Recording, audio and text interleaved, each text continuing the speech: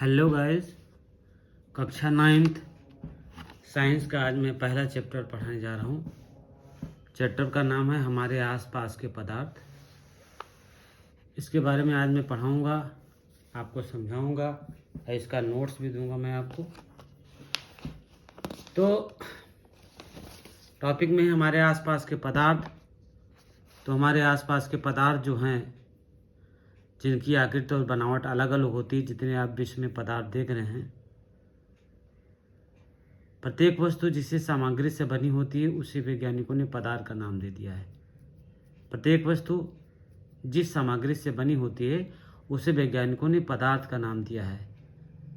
जैसे हवा में हम श्वास लेते हैं, जो भोजन हम खाते हैं, ये सारे पदार्थ हैं। हमारा शरीर 5 तत्वों से मिलकर बना होता है, जिसे हम पंचतंत्र कहते हैं। यहाँ पर देखिए लिखा हुआ है, पंचतत्व कहा जाता है। यह है वायु, पृथ्वी, अग्नि, जल और आकाश। इसके अनुसार इन्हीं पंचतत्वों से सभी वस्तुएं बनी होती हैं। इन्हीं 5 तत्वों से सभी वस्तुएं बनी होती हैं। तो इसका थोड़ा सा नोट्स पहले हम लिख लेंगे कि पदार्थ किसे कहते हैं। इन्हीं प्रत्येक वस्तु जिस सामग्री से बनी होती है उसे वैज्ञानिकों ने पदार्थ का नाम दिया है। पदार्थ का भौतिक स्वरूप क्या होता है? पदार्थ छोटे छोटे कणों से मिलकर बने होते हैं, ठीक है। और इस तरह से कोई भी पदार्थ जो होता है वो छोटे छोटे कणों से मिलकर बना होता है। पदार्थ के कण कितने छोटे होते हैं? जो सबसे छोटे कण होते हैं वे परमाणु कहलाते हैं, और उससे जो बड़े कण होते हैं वे अणु कहलाते हैं। तो परमाणु पदार्थ का छोटे से छोटा कण होता है, और अणु पदार्थ का वो छोटे से छोटा कण होता है जिसमें पदार्थ के सभी गुण पाए जाते हैं। पदार्थ के कणों के अभिलक्षणिक गुण क्या होते हैं, इसके बारे में जान लीजिए। पदार्थ के कणों के बीच रिक्त स्थान होता है। पदार्थ के कण निरंतर गतिशील होते हैं। अभिलक्षणिक गुण क्या होते हैं? पदार्थ के कणों के बीच रिक्त स्थान होता है और पदार्थ के कण जो है निरंतर गतिशील रहते हैं। तो इसी के बारे में हम चर्चा करेंगे। हम आपको नोट्स दे रहे हैं, इसका ये नोट्स देख लीजिए आप लोग। सबसे पहले हमारे आसपास के पदार्थ हैं। द्रव्य क्या होता है? द्रव्य ब्रह्मांड का वो अवयव है जिसमें द्रव्यमान होता है तथा जो आयतन रखते हैं। अब वही द्रव्य का अणुगत सिद्धांत को ही हम कहते हैं कि पदार्थ के कणों के अभिलक्षणिक गुण। चाहे पदार्थ के कणों के अभिलक्षणिक गुण कहिए, चाहे द्रव्य का अणुगत सिद्धांत कहिए। तो द्रव्य छोटे छोटे कणों से मिलकर, ये नोट्स आपके लिए मैं दे रहा हूँ, इसको आप लिखेंगे। सबसे पहले द्रव्य की परिभाषा लिख लेंगे। द्रव्य का अणुगत सिद्धांत क्या है? द्रव्य छोटे छोटे कणों से मिलकर बना होता है जो स्वतंत्र अवस्था में रह सकता है। इन कणों को अणु कहते हैं। छोटे छोटे कणों से मिलकर बना रहता है। कोई भी पदार्थ देखिए, जैसे लकड़ी है, कोयला है, मिट्टी है, ये छोटे छोटे पदार्थों से मिलकर बना रहता है, इसी को हम अणु कहते हैं।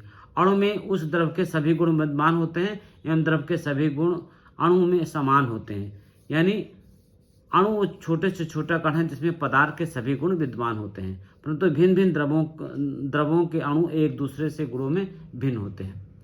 भिन्न भिन्न द्रवों के अणु जो है एक दूसरे से गुणों में भिन्न होते हैं। द्रव्य के अणु निरंतर गति करते रहते हैं, जिनके कारण उनमें गतिज ऊर्जा उत्पन्न होती रहती है। और द्रव्य के अणु क्या है?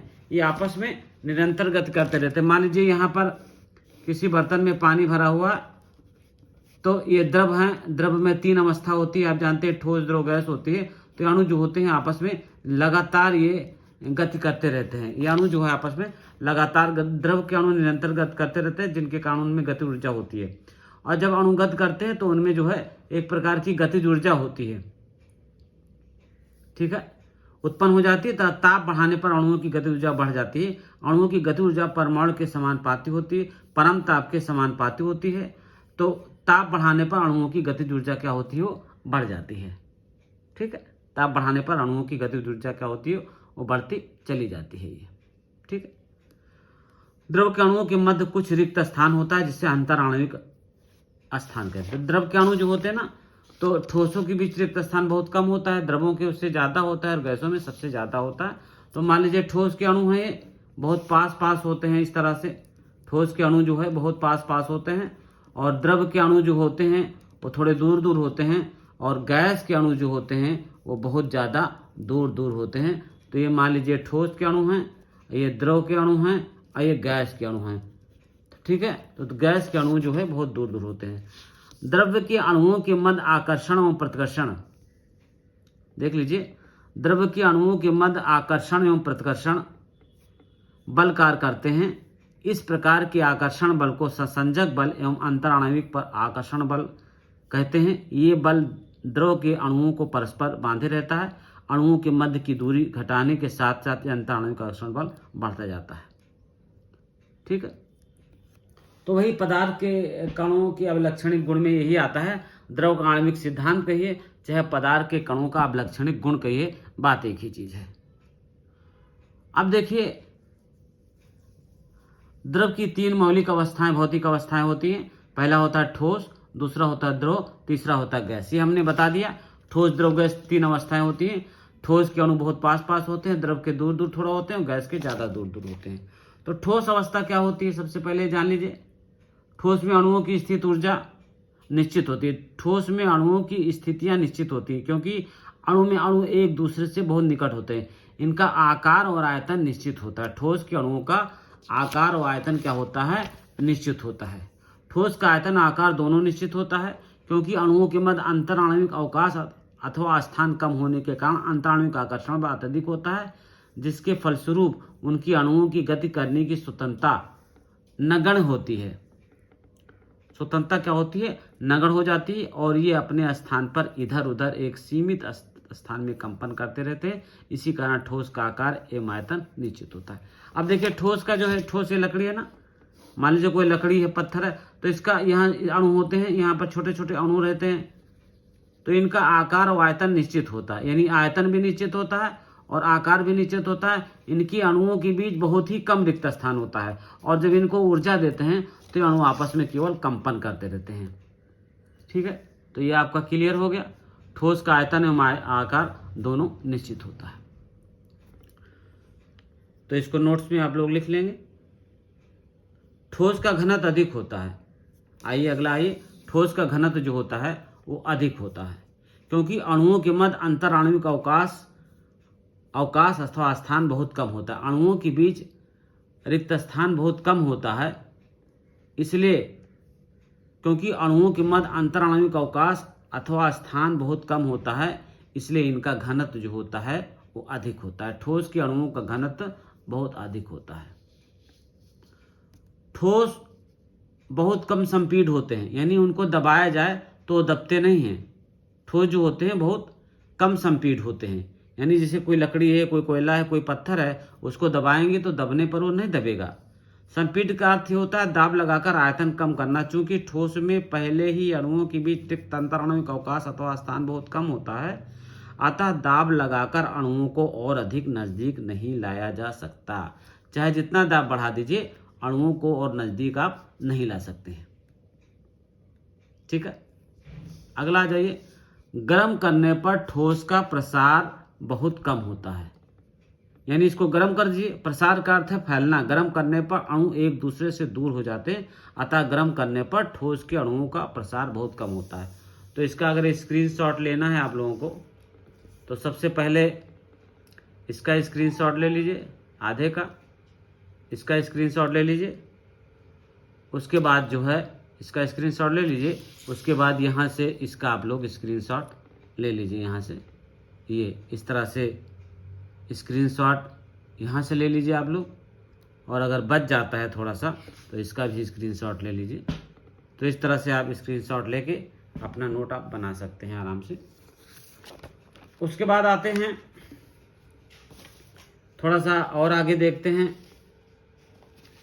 इसी में देखिए, चूंकि ठोस में अणुओं के मध्य अंतराणविक आकर्षण बल बहुत अधिक होता है, अतः गर्म करने पर अणुओं का प्रसार बहुत कम होता है। इनको गर्म कीजिए तो उनकी अणुओं का प्रसार बहुत कम होता है। ठीक है, द्रव अवस्था में आ जाइए। द्रव में अणुओं की स्थिति निश्चित नहीं होती है। द्रव में अणुओं की स्थिति क्या होती है, निश्चित नहीं, क्योंकि द्रव में अणुओं के बीच अंतर परमाणु स्थान ठोस की अपेक्षा अधिक होता है। हमने बताया था अभी फिगर में कि द्रव के अणुओं का अंतर आणविक स्थान जो होता है, ये जो होता है इनके ठोस की अपेक्षा थोड़ा सा ज़्यादा, ठोस की अपेक्षा थोड़ा अणुओं के बीच अंतराणविक आकर्षण बल कम हो जाता है, यानी इनके ठोस की अपेक्षा इनके अंतराणुविक स्थान ठोस की अपेक्षा अधिक होता है, जिसमें अणुओं के बीच अंतराणुविक आकर्षण बल कम हो जाता है। ठीक है, अंतराणुविक आकर्षण बल कम हो जाता है, जिसके फलस्वरूप उनकी अणुओं की गति करने की अधिक स्वतंत्रता प्राप्त हो जाती है और ये बहुत तेजी से गति करने लगते हैं। इसी कारण द्रव के अणुओं की स्थिति निश्चित नहीं होती। इनका द्रव की आकृति निश्चित नहीं होती, आकार आयतन तो निश्चित होता है लेकिन आकृति नहीं निश्चित होती है। जिसमें आप डाल दीजिए उसी का ये रूप धारण कर लेती है। द्रव की आकृति निश्चित नहीं होती है।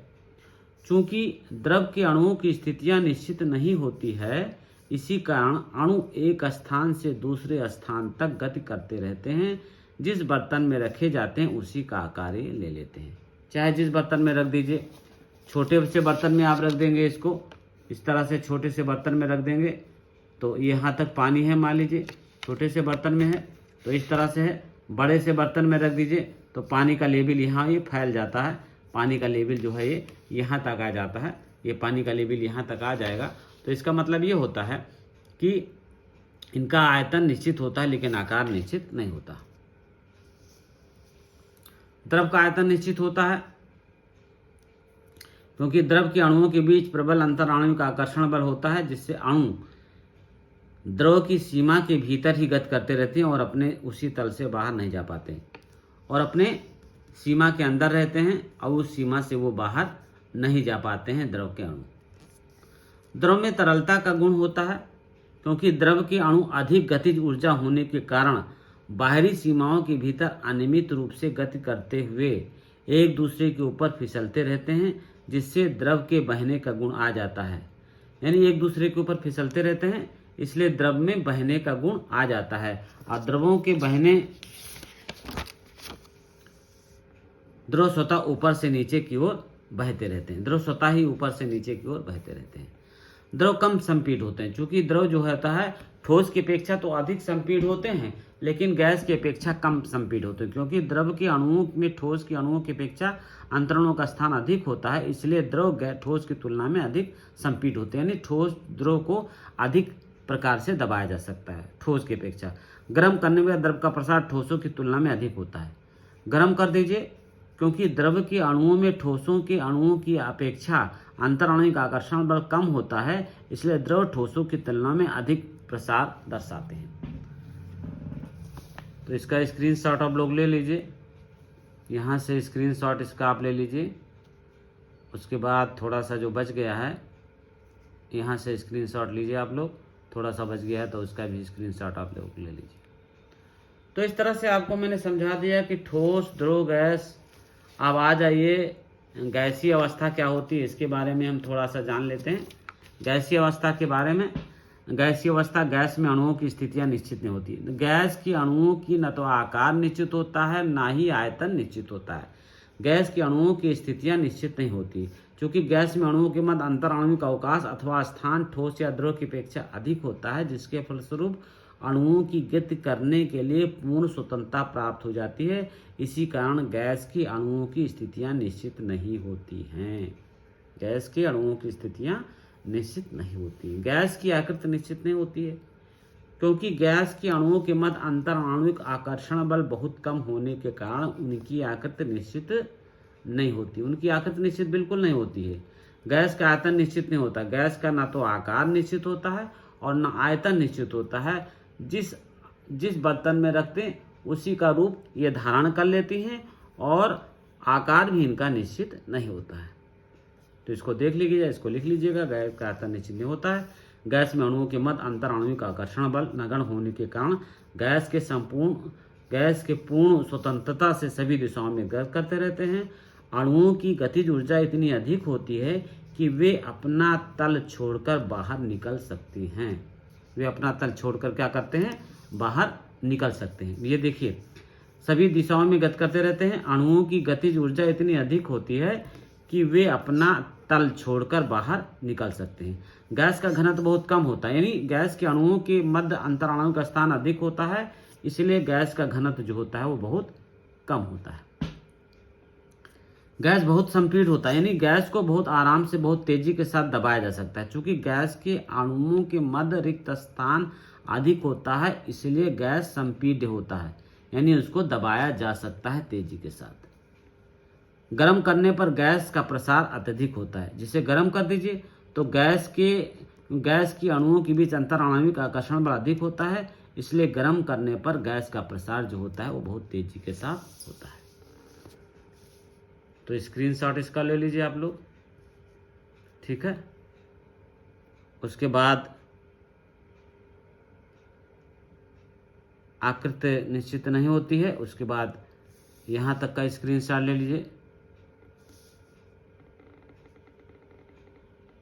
ठीक है। 2 पार्ट्स में ये हो गया, एक पार्ट्स में इसका स्क्रीनशॉट यहाँ ले लीजिए। इस तरह से आपके गैस के बारे में हमने पूरा डिटेल में बता दिया। ठोस द्रव गैस के बारे में आपने पूरी तरीके से पढ़ लिया। पदार्थ की 3 अवस्था होती हैं, ठोस द्रव गैस, इसके बारे में हमने पूरा डिटेल में पढ़ा दिया। अब आइए, क्या पदार्थ अपनी अवस्था को बदल सकता है? हाँ, पदार्थ अपनी अवस्था को बदल सकता है। कैसे? तापमान परिवर्तन का प्रभाव। तापमान बढ़ाएंगे तो पदार्थ अपनी अवस्था को बदल देगा। दाब में परिवर्तन करेंगे तो भी पदार्थ अपनी अवस्था को बदल देगा। तो तापमान परिवर्तन का क्या प्रभाव पड़ता है? ठोस के तापमान को बढ़ाने पर उसके कणों की गतिज ऊर्जा बढ़ जाती है। गतिज ऊर्जा में वृद्धि होने के कारण कण अधिक तेजी से कंपन करने लगते हैं। ऊष्मा के द्वारा प्रदत्त की गई ऊर्जा कणों के बीच के आकर्षण बल को पार कर लेती है। इस कारण कण अपने नियत स्थान को छोड़कर अधिक स्वतंत्र होकर गति करने लगते हैं। एक अवस्था ऐसी आती है कि ठोस पिघलकर द्रव में परिवर्तित हो जाता है। ठोस से द्रव अवस्था में परिवर्तन को संगलन भी कहते हैं। यानी जब तापमान बढ़ाते हैं तो ठोस क्या होता है? द्रव में परिवर्तित हो जाता है। जब हम जल में ऊष्मीय ऊर्जा देते हैं तो कण अधिक तेजी से गति करने लगता है। एक निश्चित तापमान पर पहुंचने पर कणों में इतनी ऊर्जा आ जाती है कि वे परस्पर आकर्षण बल को छोड़कर स्वतंत्र हो जाते हैं। इस तापमान पर द्रव गैस में बदलना प्रारंभ हो जाता है। इस तापमान पर क्या होता है? गैस द्रव में बदलना प्रारंभ हो जाता है। तो इसका स्क्रीनशॉट अगर लेना है आप लोगों को तो इसका स्क्रीनशॉट ले लीजिए, और इसके बाद इसका स्क्रीनशॉट लेना है तो यहाँ से इसका स्क्रीनशॉट ले लीजिए। तो इस तरह से ये आपका हमने बता दिया कि क्या होता है, यानी तापमान पर द्रव गैस में बदलना प्रारंभ, यानी ताप बढ़ाने पर क्या होता है? ठोस द्रव में परिवर्तित हो जाता है और द्रव जो होता है वो गैस में परिवर्तित हो जाता है। अब अगला ये दाब परिवर्तन का प्रभाव। दाब परिवर्तन का प्रभाव द्रव की अवस्था को दाब बढ़ाकर अथवा दाब घटाकर भी परिवर्तित किया जा सकता है। जब गैस को उच्च दाब प्रयुक्त किया जाता है तो वह संपीड़ित हो जाता है, और जब हम उसके ताप को कम करते हैं तो वह द्रवित हो जाता है। इसलिए हम ये भी कह सकते हैं कि गैस को संपीडन तथा शीतलन द्वारा द्रवित किया जा सकता है। यानी चाहे संपीडित कीजिए चाहे शीतलित कीजिए, गैस को हम द्रवित कर सकते हैं। ताप के अवनमन तथा दाब के अनुप्रयोगों द्वारा गैस को द्रवित किया जा सकता है। वाष्पीकरण क्या होता है? यानी ताप को हम घटा दें और दाब को बढ़ा दें तो गैस को जो है वो द्रवित किया जाता है। जैसे एलपीजी होता है तो उसको हम दाब बढ़ाकर उसको हम द्रवित कर देते हैं। वाष्पीकरण क्या होता है? क्वथनांक से कम तापमान पर द्रव के वाष्प में परिवर्तित होने की प्रक्रिया को वाष्पीकरण कहते हैं। क्वथनांक से जिस तापमान पर कोई वस्तु बनने लगता है वह उसका क्वथनांक कहलाता है। तो क्वथनांक से कम तापमान पर द्रव के वाष्प में परिवर्तन होने की प्रक्रिया को क्या कहते हैं? वाष्पीकरण कहते हैं। वाष्पीकरण को प्रभावित करने वाले कारक कौन कौन से वाष्पीकरण को प्रभावित करते हैं? वाष्पीकरण को प्रभावित करने वाले कारक निम्न है। सतह होना, सतह का होना, सतही क्षेत्र बढ़ाने पर वाष्पीकरण के जितना तेज सतह बढ़ा देंगे वाष्पीकरण बढ़ जाएगा। तापमान बढ़ाने पर अधिक कणों की पर्याप्त गतिज ऊर्जा मिलती है जिससे वे वाष्पीकृत हो जाते हैं। तापमान बढ़ा दीजिए तो वस्तु वाष्पीकृत हो जाता है। आर्द्रता में कमी, वायु में विद्यमान जलवाष्प की मात्रा को आर्द्रता कहते हैं। जलवायु में जल कणों की मात्रा पहले से अधिक होती है तो वाष्पीकरण की दर बढ़ जाती है। वायु की गति में वृद्धि, तेज वायु में कपड़े जल्दी सूख जाते हैं। वायु के तीव्र होने के से जलवाष्प के कण वायु के साथ उड़ जाते हैं, जिससे आसपास के जलवाष्प की मात्रा घट जाती है। अब इसका स्क्रीनशॉट लेना है तो आप लोग इसका स्क्रीनशॉट ले लीजिए इतना का, ठीक है। उसके बाद इतने का स्क्रीनशॉट लेना है तो इतने का स्क्रीनशॉट ले लीजिए। उसके बाद थोड़ा और बचा है, इसका भी आप स्क्रीनशॉट ले सकते हैं।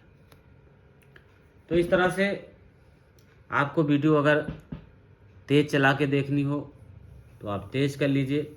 अगर आपको नोट्स लिखना है तो उसको स्लो कर लीजिए और सारे के सारे नोट्स आप इसके द्वारा बना सकते हैं। अब इसके बाद आते हैं वाष्पीकरण के कारण शीतलन कैसे होता है। इसका भी स्क्रीनशॉट ले लीजिए आप लोग। इतना स्क्रीनशॉट इसका ले सकते हैं आप लोग, इतना जो बना हुआ है। तो वाष्पीकरण के कारण शीतलन कैसे होता है। दैनिक जीवन में अनेक उदाहरण हैं जो वाष्पीकरण के कारण शीतलन प्रदान करते हैं। खुले हुए बर्तन में रखे द्रव में निम्न वाष्पीकरण होता रहता है।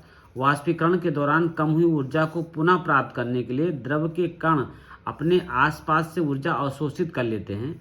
इस तरह आसपास से ऊर्जा अवशोषित होने के कारण शीतलन हो जाता है। जैसे घड़े में पानी रख दिया तो क्या होता है, उसका भी शीतलन हो जाता है। स्टोन को हथेली पर रखने पर ठंडक का अनुभव होता है। जब एसीटोन को अपने हथेली पर रखते हैं तो कण हमारी हथेली या उसके आसपास से ऊर्जा प्राप्त कर लेती है, जो वाष्पीकृत हो जाती है, जिससे हथेली पर शीतलन का अनुभव होता है। तो इस तरह से आप इसका स्क्रीनशॉट ले लीजिए। ये नोट्स हमने बना दिया है और इसका भी स्क्रीनशॉट ले लीजिए आप लोग यहाँ से, और यहाँ से इसका भी स्क्रीनशॉट ले लीजिए। तो ये केवल आपको एक बार समझा दिया है, ये समझ के आपको पढ़ना है। ज़्यादा इसमें परेशान होने की ज़रूरत आपको नहीं है। ये नोट्स हमने आपको दे दिया है। इस नोट की सहायता से आप जो है पूरा चैप्टर जो है आराम के साथ पढ़ सकते हैं। गर्मियों में हमें सूती कपड़े क्यों पहनना चाहिए। शारीरिक प्रक्रिया के कारण गर्मियों में हमें ज़्यादा पसीना आता है, जिससे हमें शीतलन मिलता है।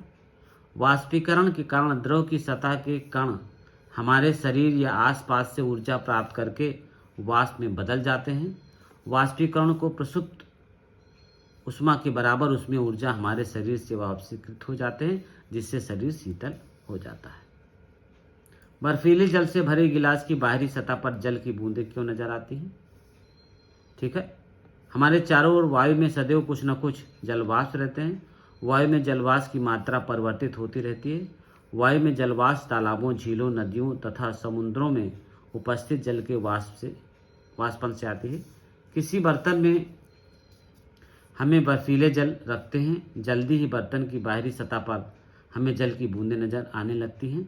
वायु में उपस्थित जलवाष्प की ऊर्जा ठंडे पानी के संपर्क में आकर कम हो जाती है और यह द्रव अवस्था में बदल जाती है, जो हमें जल की बूंदों के रूप में नजर आती है। तो इसका स्क्रीनशॉट लेना है तो स्क्रीनशॉट इसका भी ले लीजिए आप लोग, और इस तरह से इसका आप स्क्रीनशॉट आराम से ले सकते हैं और धीरे करके भी पढ़ सकते हैं, तेज़ करके भी पढ़ सकते हैं। आपको नोट्स बनाना है तो उसको स्लो मोशन में चले जाइए, और नोट्स नहीं बनाना है, केवल पढ़ना है तो एक बार आप लोग सरसरी निगाह से देख लें और उसको आराम से आप पढ़ सकते हैं, उसको देख सकते हैं, और इस तरह से आपका ये लेसन जो है समाप्त होता है। अगर वीडियो आपको पसंद आया है तो चैनल को लाइक करें, सब्सक्राइब करें, बेल आइकन को ज़रूर दबाएं। जैसे आप बेल आइकन को दबाएंगे, हम नया वीडियो डालेंगे, आपके पास उसका नोटिफिकेशन निश्चित रूप से पहुंच जाएगा। अपने साथियों में आप ज़्यादा से ज़्यादा शेयर करें। धन्यवाद।